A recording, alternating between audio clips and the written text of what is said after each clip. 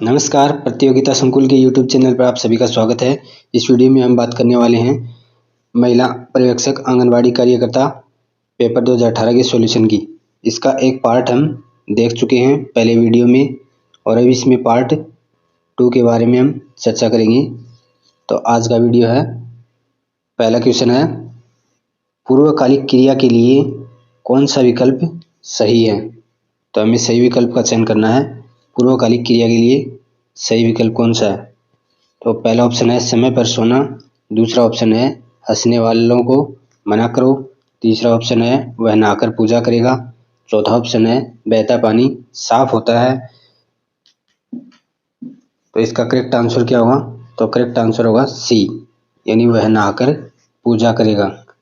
अगला क्वेश्चन है, जिसका वर्णन नहीं हो सकता वाक्यांश के लिए सार्थक शब्द।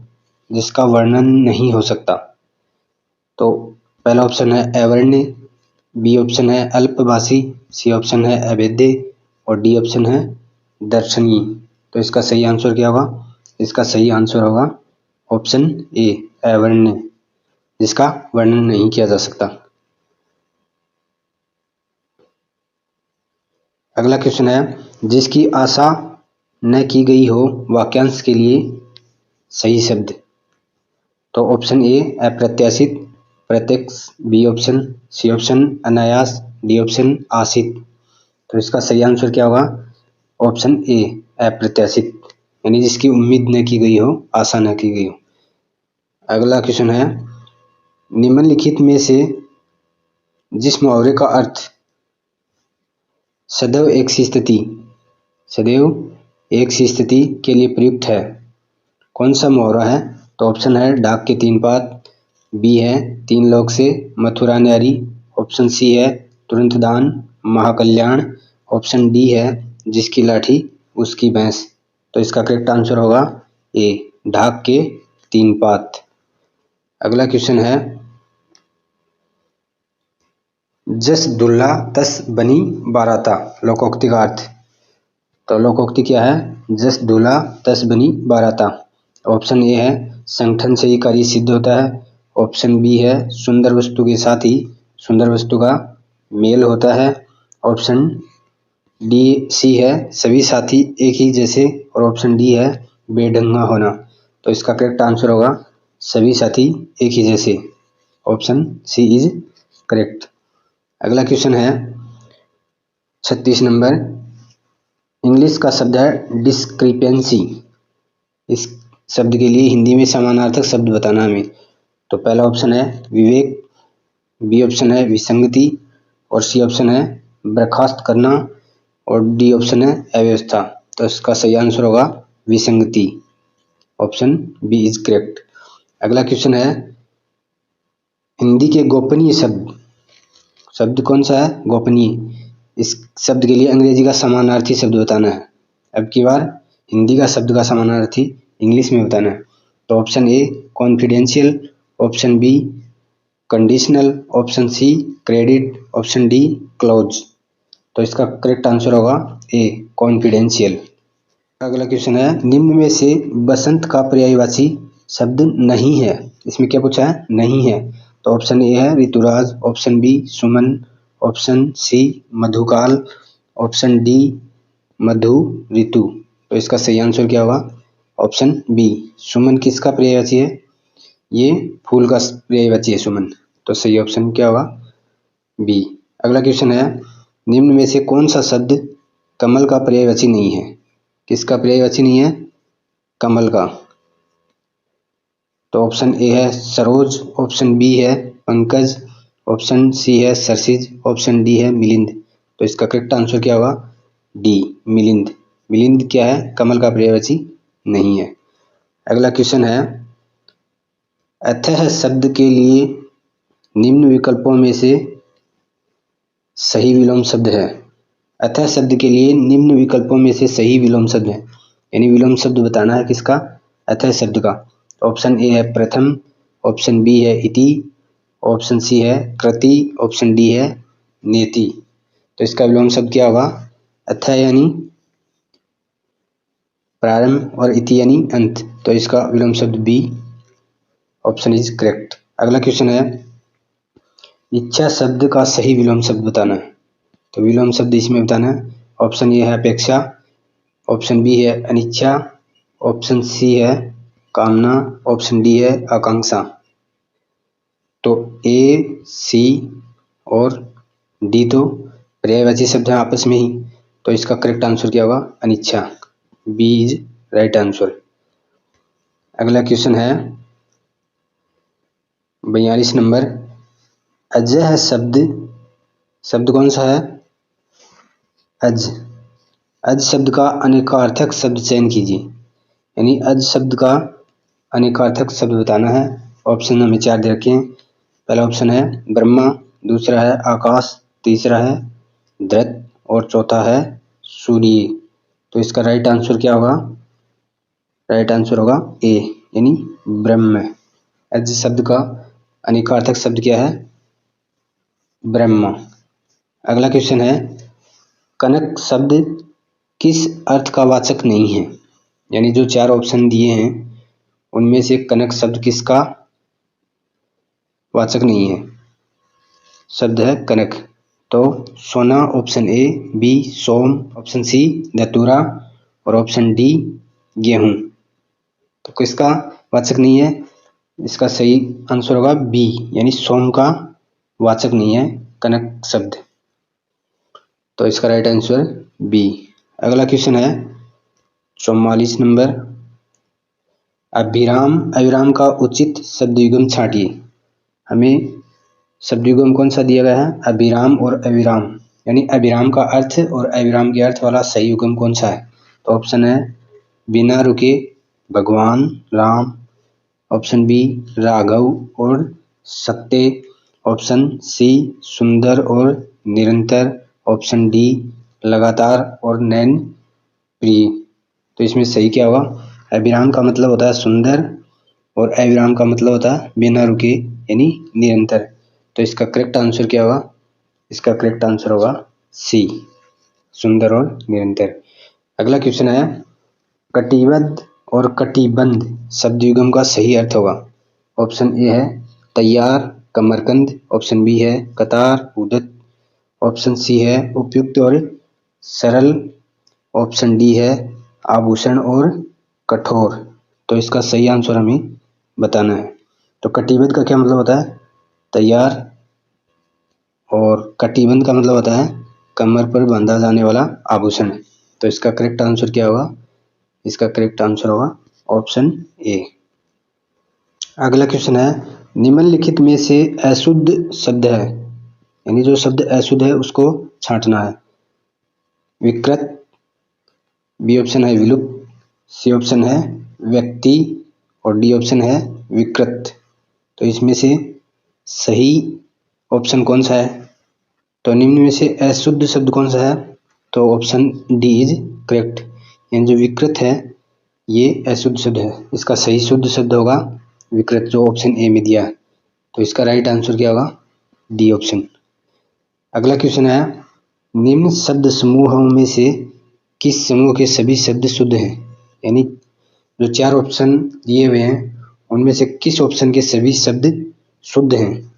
तो ऑप्शन ए में झोपड़ी, शुभेच्छु और मूर्छा, ऑप्शन बी में गृहिणी, भ्रांति, जिजीविषा, ऑप्शन सी में तकनीकी और परीक्षित और अमात्य, ऑप्शन डी में बारात, मालिन और हरिण।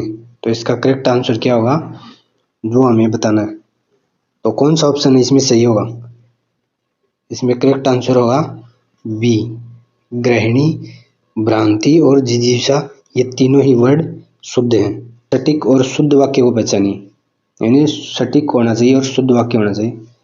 तो पहला ऑप्शन है आप लोग अपनी अपनी रजाई ले लीजिए, ऑप्शन बी क्या है दादाजी की बीमारी चिंतनीय है, और ऑप्शन सी क्या है उसके प्राण खत्म हो गए, और ऑप्शन डी क्या है मुझे भारी दुख हुआ।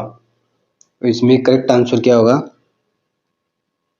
ऑप्शन ए इज करेक्ट, यानी सही उत्तर इसका होगा आप लोग अपनी अपनी रजाई ले लीजिए। अगला क्वेश्चन है निम्नलिखित में से कौन सा वाक्य अशुद्ध है?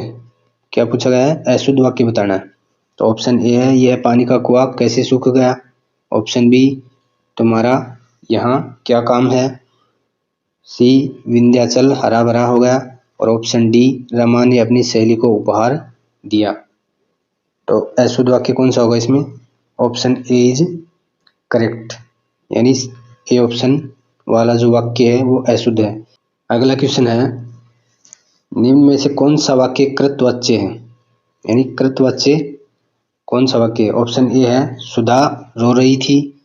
ऑप्शन बी है, हिरण से दौड़ा जाता है। ऑप्शन सी है, क्या यह उपन्यास मुंशी प्रेमचंद द्वारा लिखा गया है। और ऑप्शन डी है, आज घूमने चला जाए। तो इसका आंसर क्या होगा? सुधा रो रही थी, ये क्या है? कृतवाच्य है। तो ए ऑप्शन इसका सही आंसर होगा।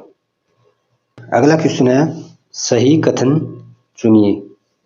ऑप्शन ए है, क्रिया के जिस रूप में कर्ता की प्रधानता हो वह वाच्य कहलाता है। ऑप्शन बी, क्रिया के जिस रूप में क्रम की प्रधानता हो क्रमवाच्य कहलाता है। ऑप्शन सी है, क्रिया के जिस रूप में भाव की प्रधानता हो वह कृतवाच्य कहलाता है। ऑप्शन डी है, जहाँ कानूनी भाषा का प्रयोग होता है वहाँ कृतवाच्य होता है। तो इसका सही उत्तर बताना हमें। इसका सही उत्तर होगा, क्रिया के जिस रूप में क्रम की प्रधानता हो उसे क्रमवाच्य कहते हैं, यानी क्रमवाच्य कहलाता है। तो बी इसका सही उत्तर होगा। अगला क्वेश्चन है, रजनी बत्ती जलाकर अपने कमरे में पढ़ रही है। उक्त वाक्य में अकर्मक क्रिया है, कौन सा शब्द जोड़ने से यह सकर्मक क्रिया बन सकती है? यानी नीचे दिए गए 4 ऑप्शन में से कौन सा शब्द जोड़ें कि जो अकर्मक क्रिया है वाक्य में दी हुई वो सकर्मक हो जाए। तो ऑप्शन ए है ओढ़नी, ऑप्शन बी है समाचार पत्र, और ऑप्शन सी है मेज, और ऑप्शन डी है चुपचाप। तो इसका सही उत्तर होगा ऑप्शन बी, समाचार पत्र। रजनी बत्ती जलाकर अपने कमरे में समाचार पत्र पढ़ रही है। इस प्रकार से वाक्य होगा जब यह सकर्मक क्रिया बन जाएगी।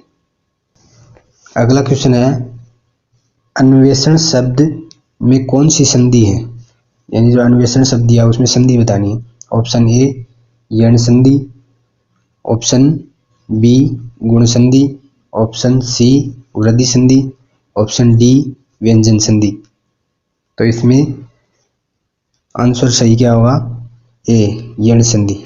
अन्वेषण शब्द में कौन सी संधि है? यण संधि।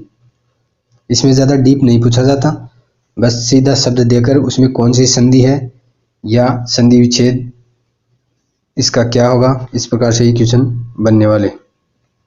अगला क्वेश्चन है, पीताम्बर शब्द में कौन सी संधि है? तो ऑप्शन ए है यण संधि, ऑप्शन बी है अयादि संधि, ऑप्शन सी है व्यंजन संधि, ऑप्शन डी है दीर्घ संधि। तो इसका सही उत्तर क्या होगा? डी, इसमें क्या है? दीर्घ संधि है। अगला क्वेश्चन है, सुपुरुष में कौन सा समास है? तो ऑप्शन ए है क्रमधारी समास, ऑप्शन बी अव्ययी भाव समास, ऑप्शन सी तत्पुरुष समास, और ऑप्शन डी द्वंद्व समास। तो इसका सही आंसर होगा क्रमधारी समास। संधि और समास से सिंपल क्वेश्चन बनेंगे यहाँ पर सीधे सीधे। अगला क्वेश्चन है, निर्विकार शब्द में कौन सा समास है? ऑप्शन ए द्वंद्व समास, ऑप्शन बी द्विगु समास, ऑप्शन सी क्रमधारीय समास, और ऑप्शन डी अव्ययी भाव समास। तो इसका सही उत्तर क्या होगा? ऑप्शन डी अव्ययी भाव समास। अगला क्वेश्चन है, सु उपसर्ग, उपसर्ग कौन सा है? सु से निम्न में से कौन सा शब्द बना है? यानी कौन से शब्द में सु उपसर्ग लगा हुआ है? ऑप्शन ए है सुरेश, ऑप्शन बी है सुकर्म, ऑप्शन सी है सुंदर, और ऑप्शन डी है सुरेंद्र। तो इसमें से साफ ही नजर आ रहा है सुकर्म, यानी बी ऑप्शन है ये सही होगा। सु प्लस कर्म, इन दो शब्दों से मिलकर ये बना है। तो सु उपसर्ग बी ऑप्शन में है।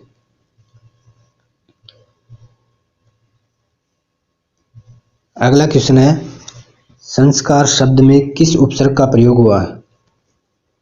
ऑप्शन ए सम, ऑप्शन बी सन, ऑप्शन सी शम्स और ऑप्शन डी संस। तो संस्कार में ये ऑप्शन करेक्ट होगा, ए सम प्लस कार। क्या हुआ? सम प्लस कार। अगला क्वेश्चन है, तैराक शब्द में कौन सा प्रत्यय पूछा है? कौन सा प्रत्यय? ऑप्शन ए आक, ऑप्शन बी अक, ऑप्शन सी एक, ऑप्शन डी कै। तो इसमें कौन सा सही होगा? Option A is correct. आक प्रत्यय इसमें क्या है?